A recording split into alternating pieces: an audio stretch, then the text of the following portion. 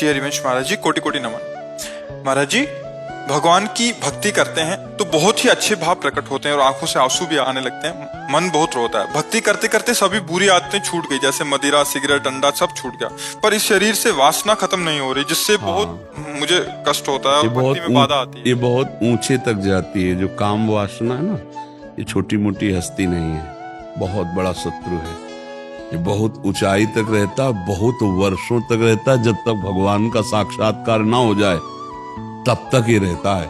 मतलब बहुत अच्छी साधना 20-50 वर्ष होने पर भी ये नष्ट नहीं होता, सूक्ष्म रहता है, तरंग की तरह।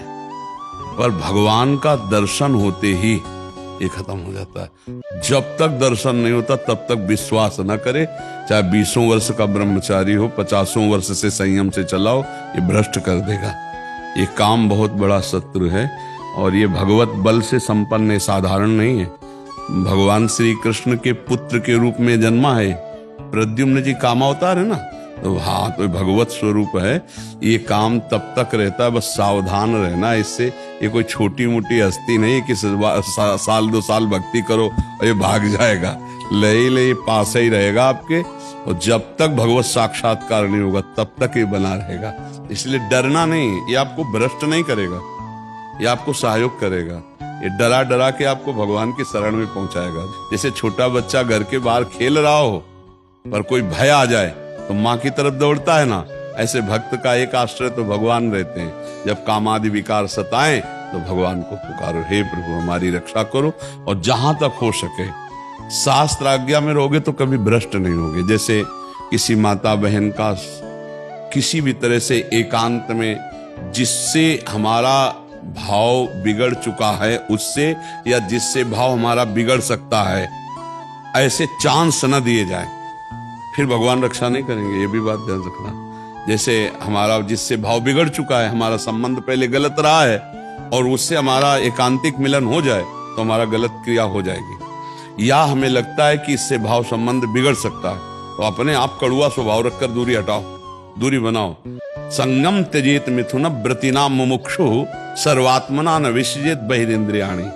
माया भेजेगी आपके पास। जब कोई भगवत प्राप्ति का लक्ष्य करेगा, चाहे स्त्री हो या पुरुष, माया इन्हीं दोषों के द्वारा उसे भ्रष्ट करने के लिए उसकी व्यवस्था पुष्ट करती है। लाखों में कोई एक ऐसा जो ये बात कि मुझे परमानंद प्रभु चाहिए, ना कि अब भोग, बहुत भोग लिया और बहुत देखा, ऐ मन अब नहीं गलत करेंगे, ऐसे जीता जाता है। तो धीरे धीरे धीरे धीरे संयोग न बनने पावे, क्रिया न बनने पावे। अब मान लो आप गृहस्थ में हो, पत्नी ही होगी, धर्म पूर्वक पत्नी से यदि सहवास करो तो पाप नहीं माना जाएगा। कभी ऐसी विकलता है, आप नहीं सह पा रहे तो भगवान को नमस्कार करके धर्म पूर्वक, गृहस्थ में हो लेकिन पराई माता बहन का अवसर भी आवे तो भी ये बस ये कि आप हम प्राण त्याग सकते लेकिन हम गलत आचरण नहीं कर सकते। बहुत बार प्रभु ऐसा हुआ, पर मुझे ऐसा अंदर से आवाज आया, नहीं भगवान परीक्षा ले रहा है। हाँ, यही बात रखना चाहिए। यही बात अलग अलग तरह से लालच दे रहा है कि ये करेगा या नहीं करेगा, देखता हूँ मैं।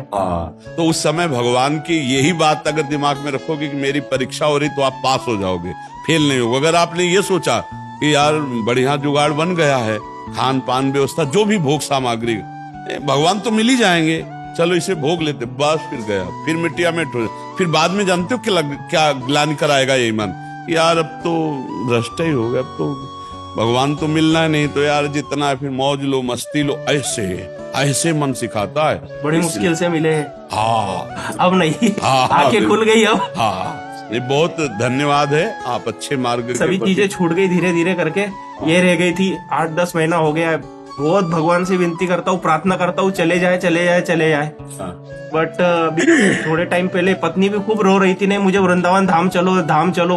क्या मालूम राधा रानी ने सुन ली, इधर का प्लान बना लिया, आ गए, आपके दर्शन भी हो गए, सब हो गए। बस ये बात ध्यान रखना कि इस मार्ग में चलने वाले को गिराने के लिए माया प्रश्न रखती है सामने। छमाही सालाना स्कूल में भी प्रश्न होते हैं, तो कभी भी हो सकता है अपना। तो ये ध्यान रखना, धर्म पूर्वक चलना, अब गलत मत चलना। अब लो नशानी, अब ना, अब तक जो हुआ नहीं, अब समझ में आता है धीरे धीरे धीरे धीरे। नहीं, और सत्संग रोज सुनते रहना और नाम जप करते रहना। तो सत्संग और नाम जप ये तुम्हें गिरने नहीं देगा। ये तुम्हारे सत्संग सुनो ना, तो जैसे रोज तलवार को पैनी करो, ऐसे ज्ञान की तलवार पैनी होती रोज। साधन को हरि भजन है, कै सत्संग सहाय। अगर संत महापुरुषों के वचन सुनते रहें और नाम जप करते रहें तो हम फिर गिरेंगे नहीं, बस चलें वैसे जैसे संत जन कह रहे हैं। जहां लग रहा है कि यहाँ गिर सकते हैं, वहां संयोग ही न बैठने दे, दूरी बना के रखे। पक्का समझो, कभी ऐसा संयोग बन रहा हो तो भाग पड़ो कमजोर बन के, बलवान बन के, वहां बैठना नहीं। बैठ गए तो गए, देर नहीं लगती, है बहुत बलवान है।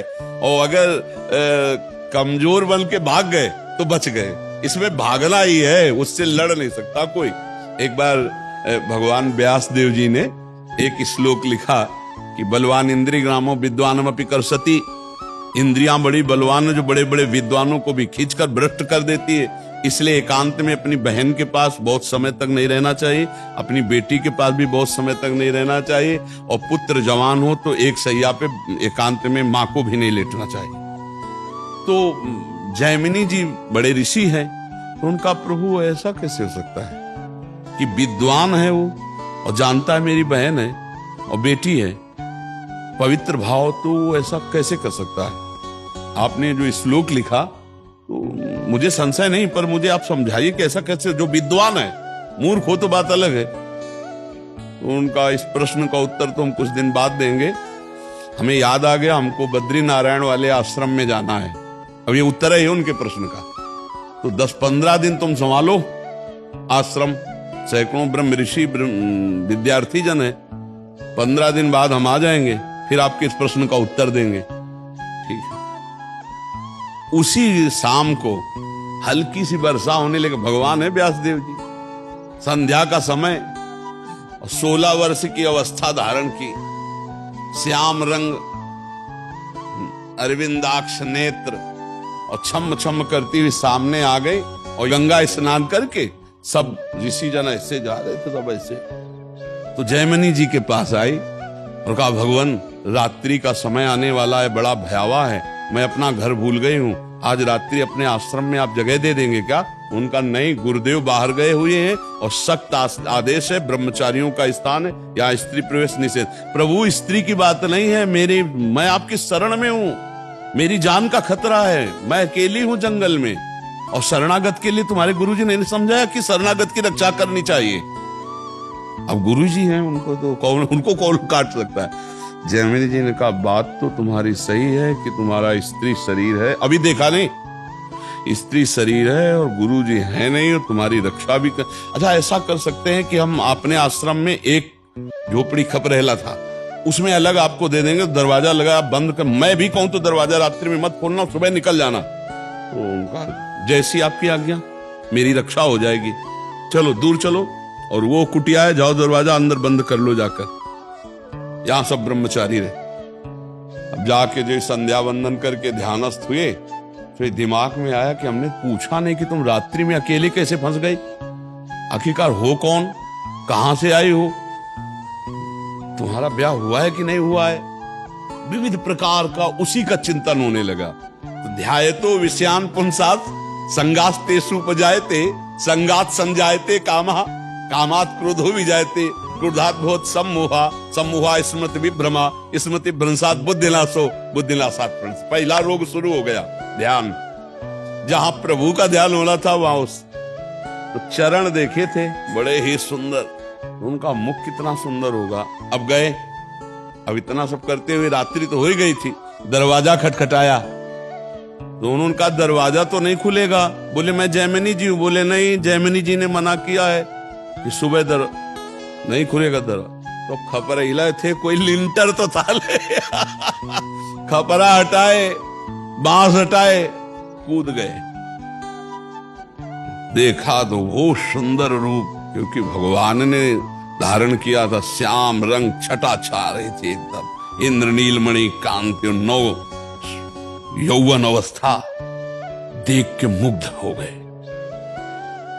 अब सब पूछना भूल गए कि तुम कहां से आई हो, क्या कुछ नहीं पूछा, तुम्हारा ब्याह हुआ है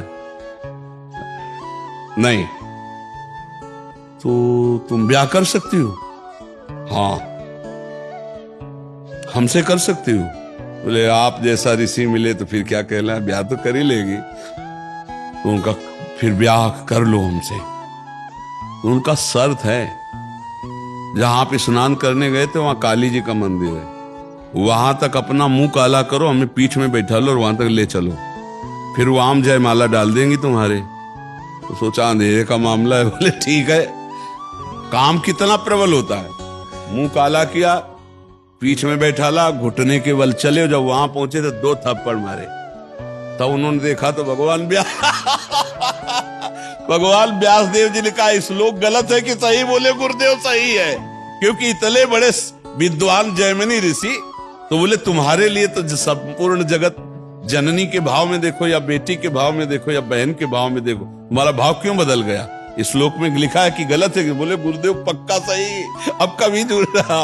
तो ये बात है कि बड़े बड़े विद्वानों की बुद्धि एकांत में संयोग प्राप्त करने के लिए भ्रष्ट हो जाती है, इसलिए बचना चाहिए, शास्त्र आज्ञा से चलना चाहिए।